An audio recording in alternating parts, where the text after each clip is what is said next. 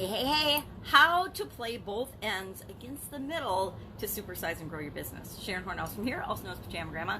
Today, let's talk about the expression, play both ends against the middle, and how you can use it to grow and build your business. Because it usually has negative connotations, which it kind of does, but you can use any expression, anything, to benefit and grow and build your business. If you use it correctly, if you use it in ways to advance the good of your business and not evil, right?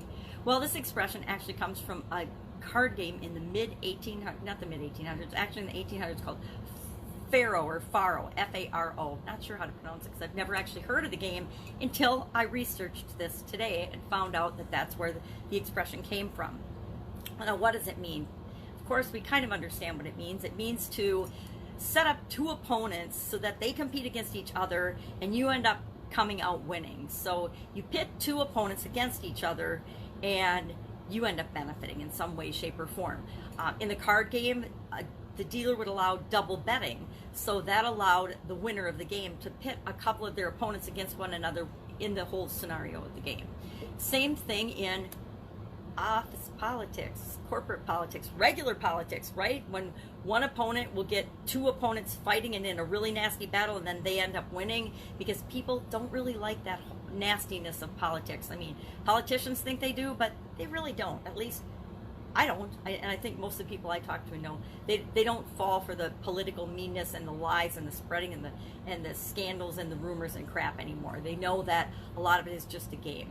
See a lot of this on social media where someone, in order to garner favor or to look better, will pit two people or two things against each other, two people in their industry or category, two gurus, two beauty experts on YouTube or something, and then they'll find ways to discredit and or get those two to discredit one another, and then they end up rising from the ashes and smelling like a rose and winning the social media influencer competition.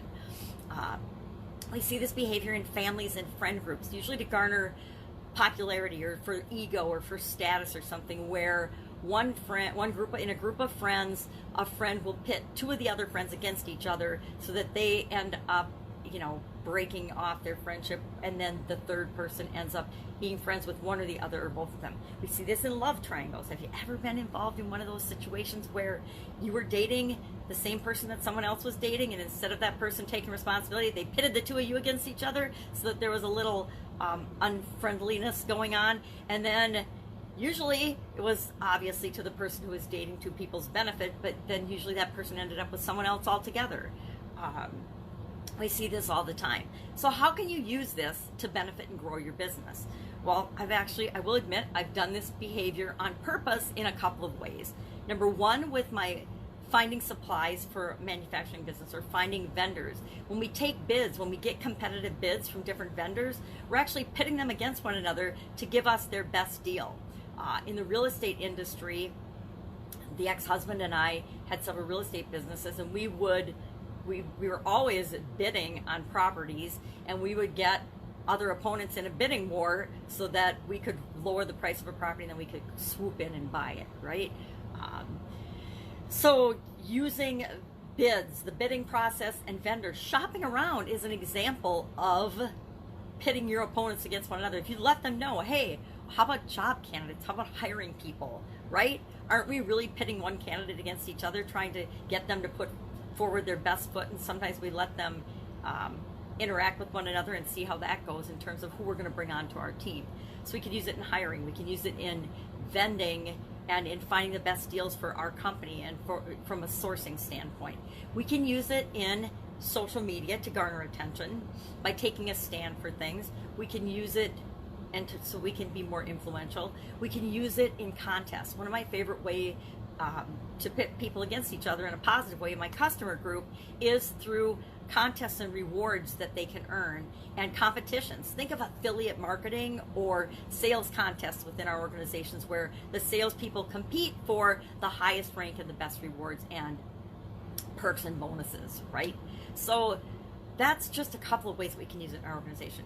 In the vendor process for bidding with our customers and to get us the best prices, with our customers to get them spending more money with us, competing and winning contests, and with our social media presence, we can find ways to fight against certain things that we know our customers are fighting against as well. And we can actually pit two things against one another, like two evils that we're fighting against, and get more attention, get more social media coverage, get more publicity for us and our brands and our businesses. That's it. I would love to know any situations that you've used to grow your business with respect to playing two sides against each other. These great stories. I'm sure if I sat and thought about it for a while, I could think of a whole bunch more. But I guess we can use these things for good, or we can use them for evil. And I guess when we're winning, we don't have to do it at the expense of other people. Back to the real estate example, my ex-husband and I, when we were in real estate, we set our deals up so that everyone in the chain won. Not anybody wasn't like hurt. We'd buy a property at a good deal, but a fair deal. Then we would turn around, we would fix it up, and we would sell it for a discount so that everybody along the way, every step in the process, everybody won.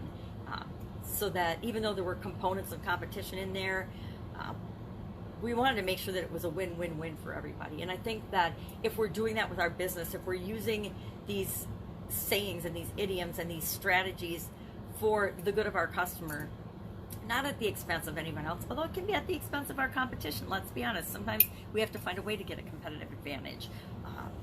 I think that we win and we all make the world a better place. And here's the rub. We can win without hurting other people. If you need some help with that, hit me up in the comments below, because I can help you strategize that.